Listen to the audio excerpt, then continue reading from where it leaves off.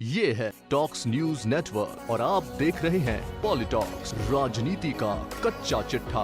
अगर पाकिस्तान पर इंडिया ने हमला किया तो कन्वेंशन वार की कोई गुंजाइश नहीं है और ये खूनी और आखिरी जंग होगी और एटमी जंग होगी और ये खूनी और आखिरी जंग होगी और एटमी जंग होगी। पाकिस्तान की ओर से एक बार फिर भारत को परमाणु हमले की धमकी मिली है। पाक की इमरान खान सरकार में मंत्री की ओर से भारत को आगाह किया गया है कि अगर दोनों देशों में जंग होती है तो ये खूनी और आखिरी जंग होगी। इसमें कन्वेंशन वॉर की कोई गुंजाइश नहीं होगी। देश को ये गीदड़ भभकी वाली धमकी देने वाले महाशय हैं पाकिस्तान के रेल मंत्री शेख रशीद अहमद, जो पहले भी भारत को परमाणु हमले और जंग की धमकी दे चुके हैं। शेख रशीद ने तो यहाँ तक कहा कि पाकिस्तान के पास परमाणु बम है जिसकी पहुँच असम तक है। इन परमाणु हमलों में मुसलमानों को कोई नुकसान नहीं होगा। शेख रशीद ने कहा कि अगर हिंदुस्तान और पाकिस्तान में जंग होती है तो ये खूनी और आखिरी जंग होगी। पाकिस्तान के रेल मंत्री ने कहा कि हिंदुस्तान ने अगर पाकिस्तान पर हमला किया तो कन्वेंशन वॉर की कोई गुंजाइश नहीं होगी। इमरान खान के मंत्री ने कहा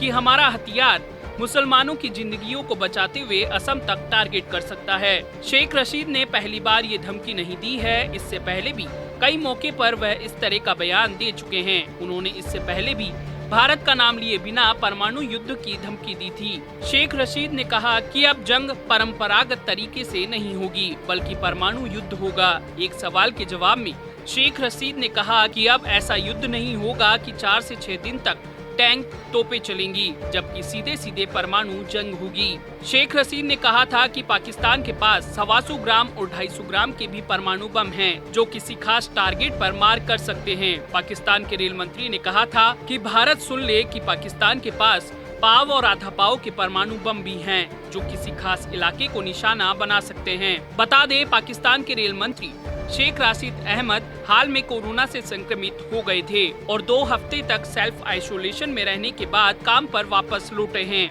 वैसे उनके बयानों और धमकियों का जवाब देश की सरकार नहीं बल्कि आवाम और सोशल मीडिया यूजर्स तबीयत से दे देते हैं। हाल ही में शेख रशीद ने अयोध्या में हुए राम मंदिर के भूमि पूजन को भी लेकर बयान दिया था। उन्होंने कहा कि भारत अब एक धर्मनिरपेक्ष देश नहीं रहा है बल्कि एक धर्म का देश बन गया है। उनके इस बयान का भारत ने कड़ा जवाब दिया था। विदेश मंत्रालय ने कहा कि जो देश आतंक फैलाता हो वो इस तरह की धार्मिक उन्माद बढ़ाने जैसे बयान दे सकता है। बाद में सोशल मीडिया पर यूजर्स ने उनका जमकर मजाक बनाया। शेख रशीद के बयान सोशल मीडिया पर वायरल भी होते हैं। ऐसे बयान देकर वे खुद ही अपनी खिल्ली उड़वाते रहते हैं, जो कोई नई बात नहीं है। पॉलिटॉक्स ब्यूरो, दिल्ली। ये है टॉक्स न्यूज नेटवर्क और आप देख रहे हैं पॉलिटॉक्स, राजनीति का कच्चा चिट्ठा।